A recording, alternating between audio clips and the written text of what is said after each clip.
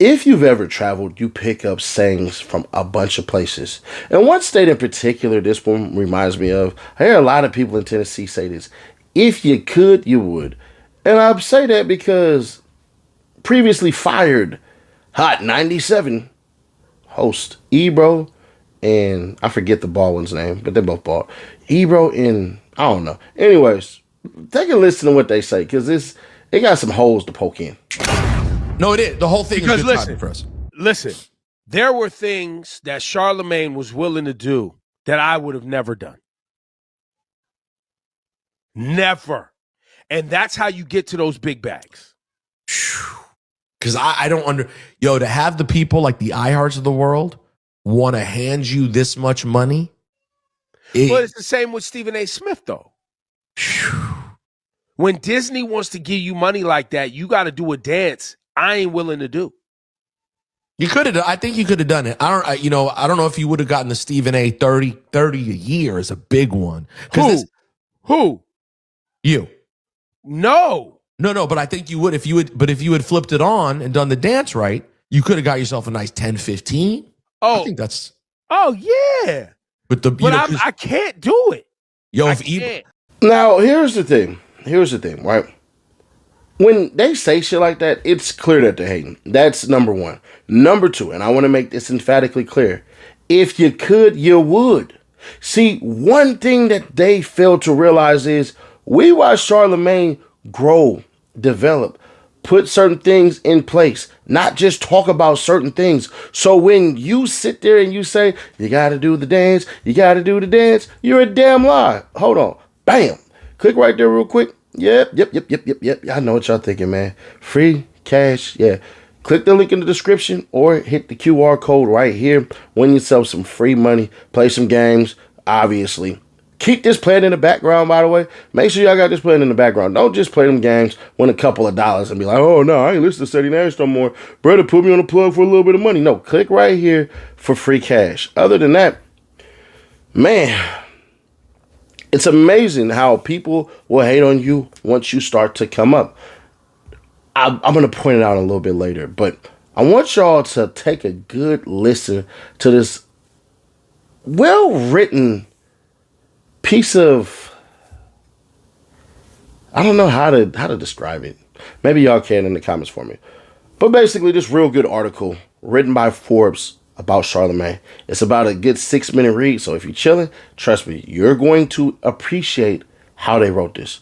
Roll it. How Charlamagne became a media god. Radio personality Charlamagne Tha God recently signed a $200 million deal with iHeartRadio. Now he has ambitious plans to turn his Black Effect network into the BET of podcasting on a chilly night in November. Radio personality Charlamagne Tha God is roaming through the aisles of Midtown Comics in New York City, captivated by the heroes and villains that shaped his childhood. Escapism at the highest level, he says. Everybody's here for a purpose. Dressed in a black peacoat, a white hoodie, black jeans, and tan Timberland boots. This isn't the media vigilante that listeners of The Breakfast Club have come to expect over the past 15 years. The 47-year-old comic book nerd leafing through original graphic novels of Batman, Superman, Wolverine, and one of his favorites, Luke Cage, is more subdued and introspective as he considers his public and private persona. I'm like Smart Hulk, Charlamagne tells Forbes. When Bruce Banner learns how to combine himself with the Incredible Hulk, he's Smart Hulk. I'm Leonard McKelvey, he adds, using his real name, emphasizing the second syllable of his first name. Charlamagne is not an extension of that, but Charlamagne is the name the world has come to know over the past few decades, beginning as a radio intern at Z93 in Charleston, South Carolina, and continuing through his time with radio host Wendy Williams before joining the syndicated Breakfast Club show in 2010 alongside DJ Envy and Angela Yee across more than 100 stations on the iHeart network. He can be equal parts trash talker, voice of the voiceless, and an advocate for mental health. A balance, as he likes to say, of righteousness and righteousness. In other words, he is not afraid to go there. Charlamagne has riled against corporate DEI, calling it well-intentioned, but mostly garbage.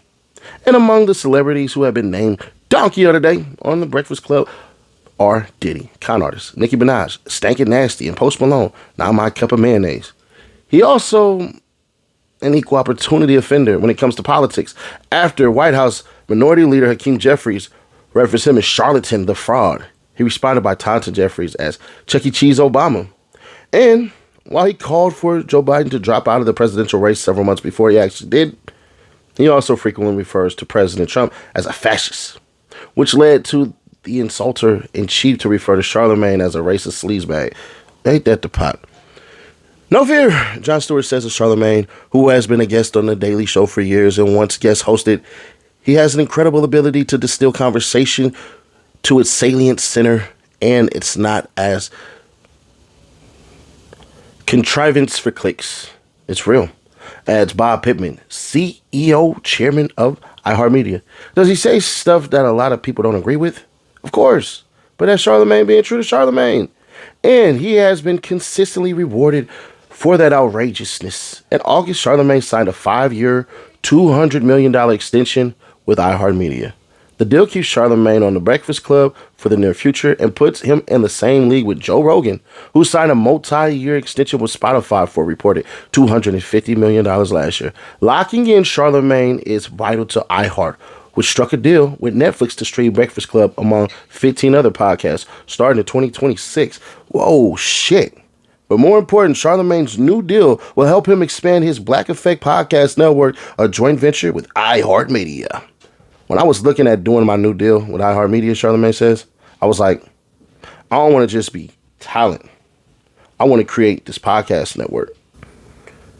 I don't want to just be talent. I want to create this podcast network. I want to create the BET, Black Entertainment Television for Podcasting. Since 2020, Black Effect has launched more than 60 shows, including with former NBA stars Matt Barnes and Steven Jackson and entrepreneurs Draymond John and John Hope Bryant, becoming a vital part of iHeartMedia's revenue stream. iHeartMedia reported podcast revenue of $448 million in 2024, up from $252.6 million in 2021 and $100 million in the year prior. Charlamagne says he wants to add 10 more shows in 2026. He's been very intentional about trying to introduce me at great risk, says Brian, host of Money and Wealth podcast. Brian says the partnership benefit lifted the show's profile. It worked like a charm, as Charlamagne. I want to create 100 versions of me. He looks at what Oprah and Tyler Perry, who have built with their own studios as role models, and also takes inspiration from Ryan Seacrest, who started as a radio host before becoming ubiquitous on television and transforming himself into a powerful TV producer, most notably as the force behind the Kardashians. Wait, what? Hell nah. Seacrest did that shit? Shout out Ryan Seacrest. Charlamagne says Pittman is on that course more than others, and there's just not many of them that come along like that. A lot has changed in the podcast world since Charlamagne first entered in 2014. Back then, the industry relied on ad dollars and celebrity names to drive revenue, says Rick Ducey, managing director of Virginia-based BIA Advisory, the media consultancy firm. Now it's driven a lot more by the kind of digital ad metrics that we see coming out of social and connected TVs. The business model now for podcasting is very digital. So that makes it efficient and effective. People really do understand the business of podcasting now, Charlamagne says. You can look at somebody's audio downloads and know what they should be being paid. Today's podcast networks like Black Effect make money two ways, independently or through distribution deals with media giants like iHeartMedia. For instance, in November 2024, the Unwell Network, founded by Call Her Daddy host Alex Cooper, signed a $125 million 3-year distribution deal with SiriusXM. Before that, Cooper had a $60 million deal with Spotify in 2021. On the independent side, hip-hop artist Joe Budden reportedly earns over $20 million for the Joe Budden Network through ads and premium subscriptions, according to the New York Times. I tell a lot of new podcasters either get a very low minimum guarantee or get no minimum guarantees. Charlamagne says, I've seen people make more money just off advertising. Charlamagne is also working to expand iHeart's audience reach. In June, Black Effect announced a joint venture with the popular music podcast Drink Champs, which has started its own group of shows. That's such a valuable position of content on this podcast platform. Ducey says, I like what iHeart's doing, bringing compelling content to podcasting as a platform that's going to drive more audience and more advertising spending. As one podcast president, Kit Gray, says, you start to look at networks underneath Charlamagne, upcoming talents that make sense for them to promote, give resources to through iHeart, and then take a piece. Like all great comic book superheroes, Charlamagne has an origin story. The son of an English teacher and construction worker, Charlamagne was born Leonard McKevey and raised in Moncks Corner, South Carolina. Young Leonard, we ain't finna do all that. Nah, we not doing all this shit. Hell nah. My grandpa, Bill Spooner, God rest his soul, told me at one point in time when we was youngins, he taught me how to be a carpenter. Go figure. Sorry, Grandpa. Sorry, Grandpa, bro. I'm not a carpenter. I still know how to build houses though. So there you go. And, you know, hey, I did build houses for a couple of years. So I got 2 years of that. So shout out to my grandpa for teaching me how to build houses. But he said this, and he always preached this. Always told me this. You have to be a Swiss Army knife. Don't learn so many things that you will not be able to essentially, dare I say, learn to be as skilled and learn those things masterfully. But understand, you can't just be great at one thing. You got to get great at least 5 things. And that's the part where Ebro doesn't understand. And what Charlamagne obviously did. See, in the rap culture, those who last the longest typically latch on to the youth or those upcoming.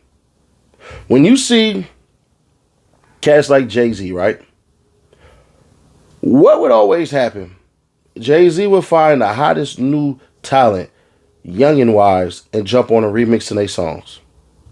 And the cosign from Jay-Z mean you made it.